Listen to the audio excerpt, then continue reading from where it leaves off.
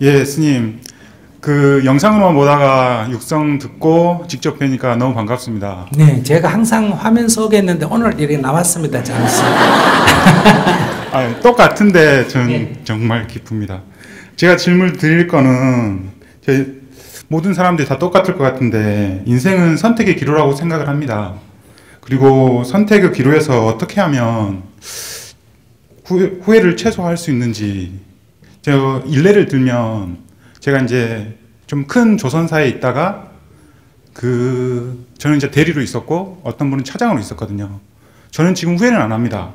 근데 그 차장님 얼마 전에 만나서 술 한잔 하는데 되게 후회를 하시더라고요. 어떻게든 버텼으면 더 나았을 건데, 왜냐하면 조선이 너무 안 좋아지니까 이제 나이가 있는 사람은, 한국에는 나이 제한이 있기 때문에 다른 데 들어가기가 좀 쉽지 않은가 봅니다. 그래서 어떻게 하면, 이제 저도 이제 나이를 점점 먹어가고 있기 때문에 그러니까 1, 2년 후가 아니고 어떻게 하면 5년 뒤에 웃을 수 있고 어떻게 하면 나중에 후회를 안 할 수 있을지, 그게 좀 궁금합니다. 어떤 선택이 더 낫느냐 하는 선택은 없습니다. 여러분들은 대부분 선택의 기로라는 말이 무슨 말이에요? 이게 나을까? 저게 나을까? 결정을 못하는 것을 선택의 기로라고 하는 거 아니에요? 질문자 맞습니까? 예, 맞습니다. 근데 저는 인생을 살아본 경험은 어떤 선택이 더 좋으냐는 없다는 거예요. 그러니까 선택에는 반드시 책임이 따르는 거예요. 그러니까 제가 이제 저도 직업을 벌써 그거를 기로라는 건 뭘 말하냐? 그 선택에 따른 책임을 안 지려고 할 때 어느 게 더 좋을까를 자꾸 머리를 굴리는 거예요. 예를 들면 지금 내가 좀 궁해. 돈을 빌리는 게 좋을까? 안 빌리는 게 좋을까? 빌리는 게 좋다, 안 빌리는 게 좋다는 결정할 수가 없어. 빌리면 이자 쳐서 갚아야 될 책임이 있고, 그 책임을 지기 싫으면 뭐 하면 된다? 좀 궁해도 안 빌려야 된다. 이거밖에 없어. 그러니까 결혼하는 게 좋냐, 안 하는 게 좋냐, 이런 건 없어. 결혼하면 나 혼자 이제 결혼을 하면 내가 다른 사람이 돼요. 내가 혼자 살 때하고 결혼한 사람하고는 같은 사람이 아니에요. 근데 이게 이제 오해가 있다는 거예요. 혼자 살면 내가 결정하면 돼요. 근데 같이 살면 나는 가정의 일부지 혼자가 아니에요. 어떤 결정을 할 때 반드시 아내나 남편의 의견을 취합해야 돼요. 내가 혼자 살면 어떤 여자친구, 전에 만났던 애인을 전화해도 되는데, 결혼을 하면 이게 아무 지금까지 해오던 삶인데도 아내 입장에서 볼 때는 아까 전 애인하고 전화하는 거에 대해서 문제를 제기하잖아. 이게 결혼을 했기 때문에 생기는 문제. 혼자 살면 이런 문제가 안 생깁니다. 그러니까 내가 다른 사람이 되는 거예요. 다시 얘기하면 화학에서 H하고 H가 결합을 했다. 수소와 수소가 결합했다 하면 H2라 그래서 수소가 됩니다. 그런데 수소 2개하고 산소 하나가 결합하면 물이 됩니다. 그러니까 어떻게 결합하느냐에 따라서 다른 종류가 되는 거예요. 그러니까 내가 혼자 있을 때 하고 결혼할 때 하고는 다른 사람이에요. 가치관이 일치하면 안 돼요. 내가 20살 아래에 있을 때는 내가 엄마, 아버지와 포함된 가족의 일원이에요. 내가 엄마, 아버지 회사의 멤버예요. 근데 내가 결혼을 하면 이 엄마 회사에 모여서 종업을 해서 회사를 탈퇴하고 나오가 뭐다? 내가 설립한 회사의 일원이에요. 제 말 이해하시겠어요? 그런데 양다리 걸치는 사람이 있어. 그러니까 남자가 아내의 남편과 엄마의 아들을 양다리 걸치면 이제 고부간에 갈등이 생기는 거예요. 고부간의 갈등은 다 남자가 신통치 아내가 그래요. 그러니까 내가 엄마의 아들로서 자랐지만은 새 가정을 이룰 때는 엄마의 아들로서의 관계를 뭐 해야 된다? 끊어줘야 돼요. 그리고 한 여자의 남편으로서 새로운 사람으로 태어나야 되는 거예요. 그러나 다만 옛날의 인연을 생각해서 어떻게 해야 됩니까? 그거를 인사도 하고 뭐 서로 협력도 하는 건 좋아요. 근데 그건 다른 사람이에요. 그럼 내가 어떤 여자하고 부부가 됐다가 이혼을 했다. 그리고 내가 딴 여자하고 결혼을 했다 하면 옛날 거 끊어줘야 돼요? 안 끊어줘야 돼요? 끊어줘야 되는 거하고 똑같아요. 근데 이거는 연락만 해도 난리고. 근데 연락하는 정도는 괜찮아요. 내가 둘이 부부는 아니지만은 그 남자는 애 아빠일 수도 있고 그 여자는 애 엄마일 수는 있잖아. 그죠? 그럼 애 엄마, 애 아빠로서 만나는 거는 부부로 만나는 건 아니란 말이에요. 근데 우리는 원수가 돼버려요.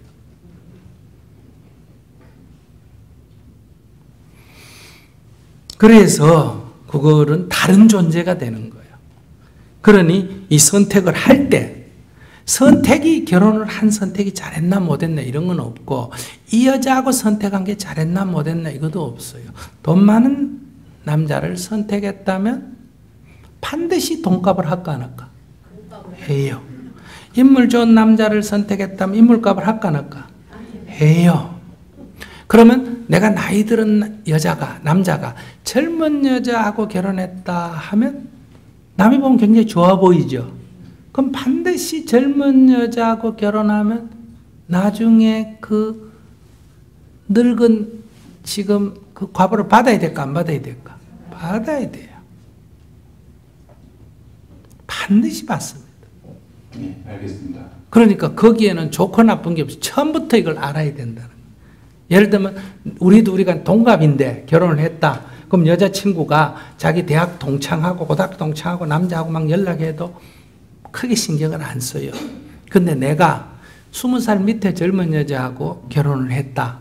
근데 그 젊은 여자 아내가 막 자기 동창들하고 남자들하고 막 연락하고 막 파티 가고 이러면 늙은 남자 신경 쓸까 안 쓸까? 쓸까 안 쓸까? 이게 고뇌예요, 고뇌. 반드시 거기에는 과보가 따른다는 거예요. 근데 우리는 그냥 속으로 질투만 하고 괴로워하지. 그 과보예요, 괴로워하는 게. 그래서 어떤 선택도 좋고 나쁜 건 없어요. 그 좋고 나쁘다는 건 책임 안 지려면 이제 후회가 되는 거예요. 돈을 빌려놓고 안 갚으려고 하니까 괜히 빌렸다 이런 후회가 생기는 거예요. 그래서 그 회사에서 나오든 있든 후회할 건 없어요. 후회라는 건 선택의 책임을 안 지려고 하는 거예요. 그러니까 저분도 이혼하면 후회할 가능성이 높아요. 왜? 다시 만나보면 그만한 얼굴 남자가 없고 그만한 직위를 가진 남자를 만나기 어려우니까 아깝단 말이에요. 후회하죠. 또 그러면 지금 살면 또 뭐예요? 바람 피우면 그게 또 괴롭단 말이에요. 그러니까 인물도 좋고 돈도 많고 상냥하고 그런데 나만 쳐다보고 사는 남자 그런 거는 좀 드물단 말이에요. 그건 이제 욕심이라 그래. 두 개를 다 가지려고 그래. 네, 저는 후회를 안 하는데 그분은 선택의 여지가 거의 없었습니다. 희망퇴직에 명단에 올라와 있어가지고 어떻게 보면 회사에서 쫓아낸 거거든요. 이제 버티면 버틸 수도 있었겠지만 어떻게 보면 회사에서 책상 내놓으면 정말 힘들게 버티다가 나중에 잘릴 수도 있는 상황인데. 근데 그걸 왜 후회해요?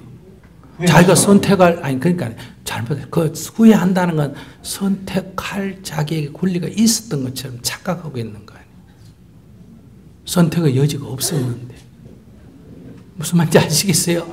선택의 여지가 없었는데 자기는 마치 내가 그 있고 싶으면 있어도 되는 것 같은 그런 생각을 하잖아. 예를 들면 과장이 그 당시에 10명이었다. 그래서 이 중에 이제 내보내려고 3명만 필요하고 7명을 내보내려고 그래.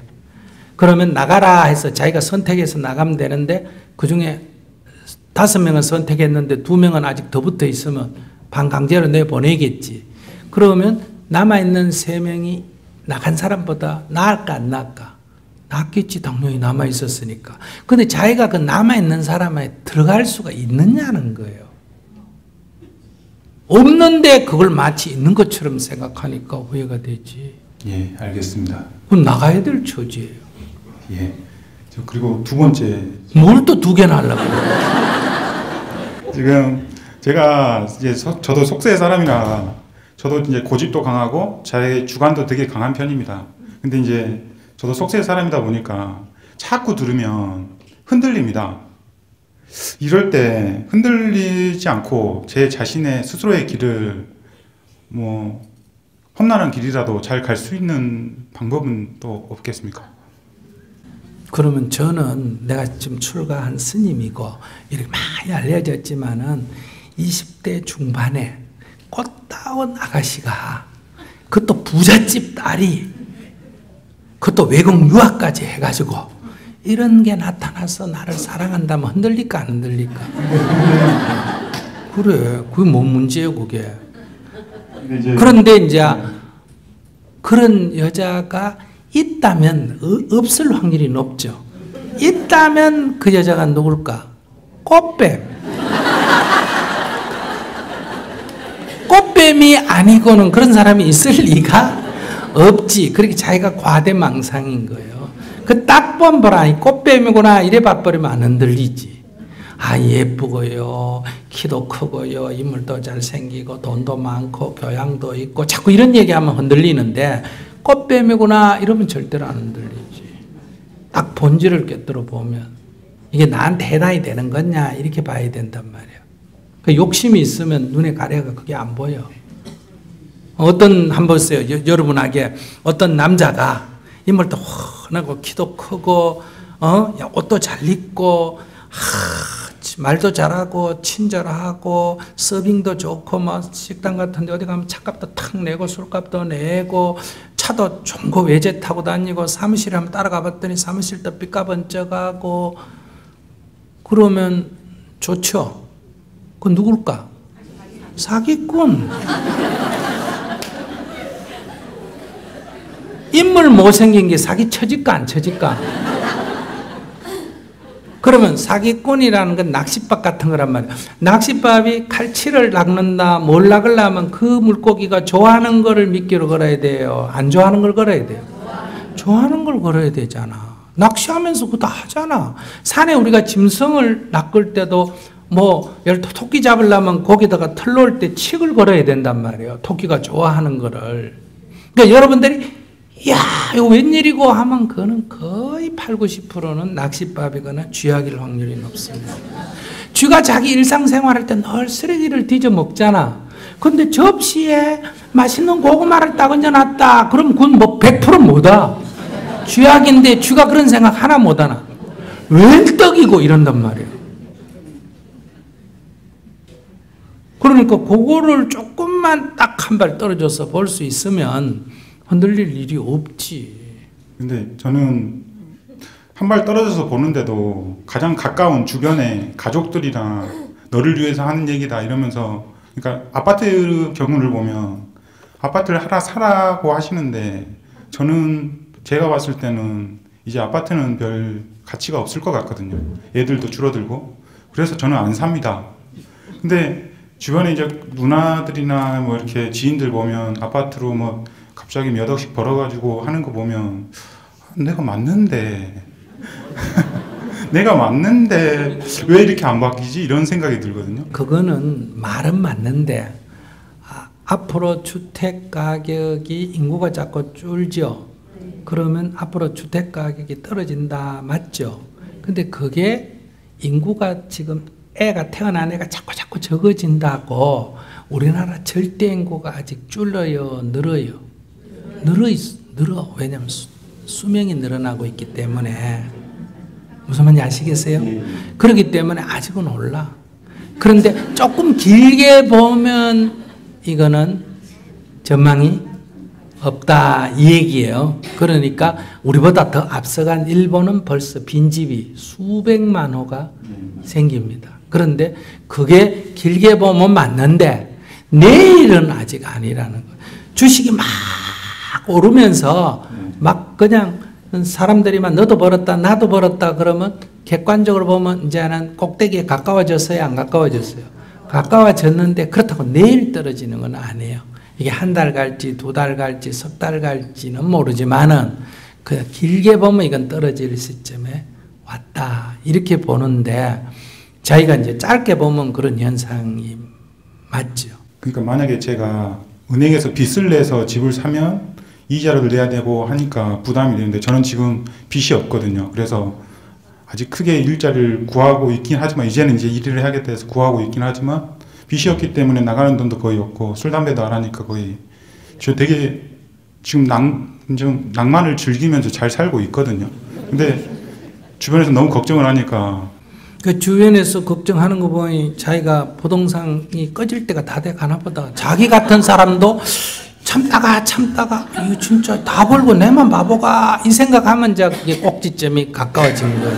근데 저는 이제 그거를 예를 든 거고 그렇다고 그러니까 저는 지금 현재 행복한데 주변 사람들이 자꾸 이상한 얘기를 하니까 흔들릴 때 이제 자기가 별로 행복 안 하지 뭐. 나는 내 주위에서 부모가 뭐 아무리 결혼하라 그러고 아무리 옆에서 뭐라 그래도 안 흔들리는데. 예, 그래서 스님이 되신 것 같습니다.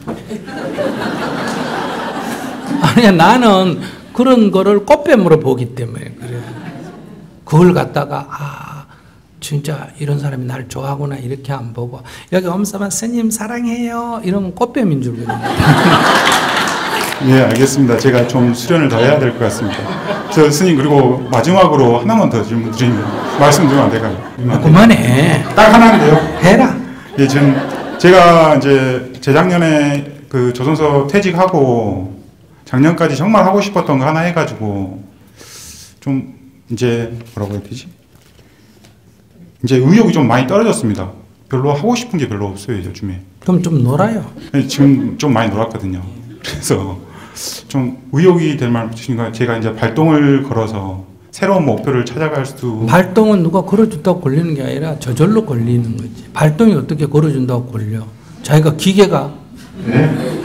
아 근데 요즘에 너무 의욕이 많이 떨어져가지고 뭔가 새로운 의욕거리를 찾아야 될 것 같아서. 그런 거는 자기가 이제 뭐 말아 먹으려고 지금 꾀를 쓰나 보다. 그러니까 조금 더 쉬어요. 그동안에 조선소 몇 년 다녔어요? 저는 3년 다니고 외국계 다니고 좀 많이. 그 지금 직장 생활 몇 년 했어요? 지금 10년 넘게 했어요. 10년 넘게 했으면 몇 달 좀 쉬어. 몇 달 쉬면서 이리저리 돈은 쓰지 말고 이리저리. 이 경기가 안 좋을 때는 아무것도 안 하는 게 뭐 하는 거다? 돈을 버는 거예요. 그러니까 이리저리 있으면서 그냥 이렇게 뭐다? 단일 한 하루 하는 일 있잖아요. 심심하면 노가다도 하고 뭐 품팔이도 하고 이러면서 놀다 보면 눈에 띄는 게 또 생겨요. 예, 감사합니다. 예. 어떻게 조금 행복하셨어요? 네. 행복은 기분이 막 쎄하고 좋은 걸 행복이라고 생각하면 안 돼요. 그거는 쾌락이에요. 쾌락. 행복은 뭐라고? 괴롭지 않는 거. 건강이 뭐라고? 아프지 않는 거. 행복은 정신적으로 괴롭지 않는 게 행복이에요. 그러니까 이거는 얼마든지 괴로운 거는 치유가 가능하다. 그래서 여러분들 누구라도 어떤 상태의 경험을 했다 하더라도 여러분들이 행복할 자유가 있다. 이걸 꼭 명심하시기 바랍니다. 감사합니다.